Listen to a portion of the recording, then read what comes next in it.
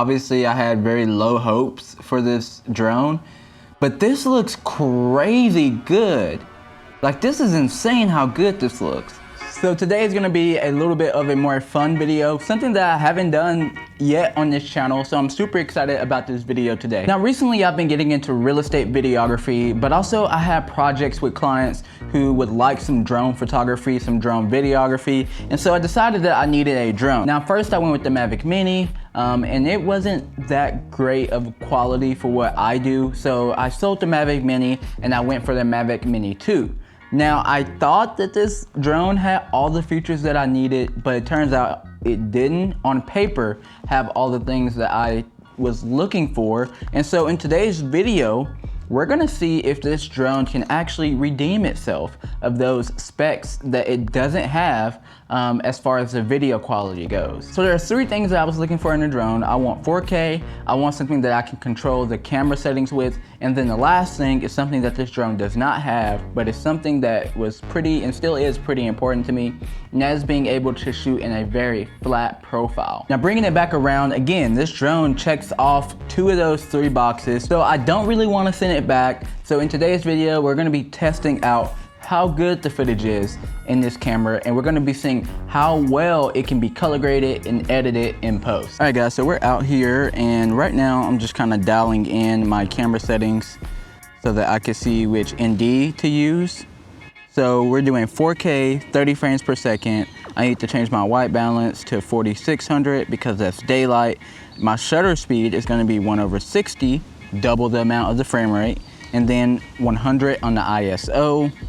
And you can see that we're pretty blown out. So first, I am actually just gonna try the ND8. Pretty good guess on the first time. I did the ND8 and literally that was perfect. So earlier I mentioned the reason why I bought this drone. And today I'm not gonna be trying to get those shots that I would necessarily be trying to get with this drone in my professional setting, but I'm just gonna be trying to get some shots around here so that I can see what this footage actually looks like in post to see, I mean, how good is it? Is it gonna break apart when I'm trying to edit it and color grade it and do all these different things? So let's get this drone up in the air so we can get back to the editing room to see what we have.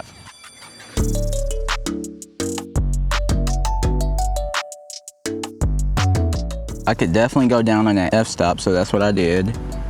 And geez. Ooh, that's a trail. That's actually kind of cool. So I'm just gonna follow that trail.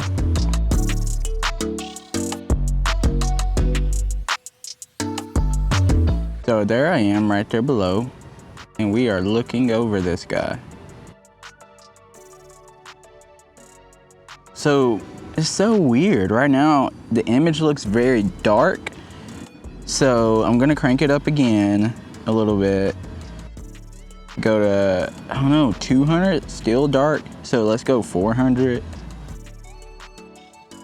That's an interesting shot right there. Pretty cool. Going backwards. Don't hit a tree. No tree, oh, almost hit a tree. Dude, it is so quiet. That's what I love about this little drone. It's like literally so freaking quiet. Uh-oh, there's somebody over there. All right, let's go down. Filming the camera, filming me. So this is the setup that I'm rolling with today. Let me turn up the ISO. That's the setting. So first impressions after shooting with the drone, with the standard, color profile that it comes with that I cannot change. I think it's okay as far as looking at it inside my phone, which I think is a 720p signal. So once we get it on the computer and blow it up in post, maybe it'll look a lot better. We'll see. So see you guys in Davinci Resolve. All right guys, so we're now in Davinci Resolve. Let's throw the clips on the timeline so we can check them out and see what we have. So I'm gonna press P to full screen it.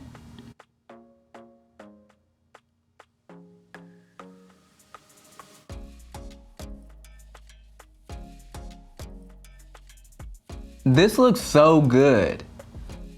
Like, I'm not trying to over exaggerate or anything, because obviously I had very low hopes for this drone, but this looks crazy good. Like, this is insane how good this looks. So if you can see right here, I'm like flipping between ISOs. I actually like it underexposed like it was right here in this clip. So I'm not sure how much underexposed it was. I mean, that's crazy. That is crazy how good that looks. So right here again, I'm overexposed, but then I cut the exposure down. But see, even right here, I would have taken it down another step. I like it a lot more underexposed than I like it at the medium exposure. It just looks better to me. I don't know. Even though this footage looks as good as it is, we're gonna chop it up and we're about to see how much we can manipulate this footage before it starts falling apart. So let's jump over into our color grading. Boom, boom. So we're back. I manipulated the image a bit more, as you guys can see, and I, brung up, again, I changed the greens, also manipulated some of the dirt, made it kind of a more red or orangish color to create some contrast.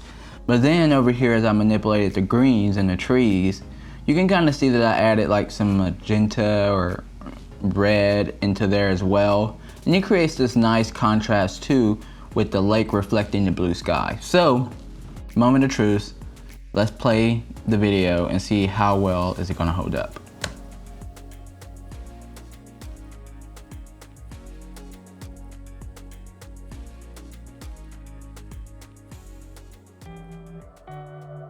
It worked. The footage can handle pretty heavy color grading, which is awesome. That's amazing. So an advantage that you do get with the DJI Mini 2 over the first generation is that you get that 100 bit rate compared to, I think it was only 40 bit rate on the first generation.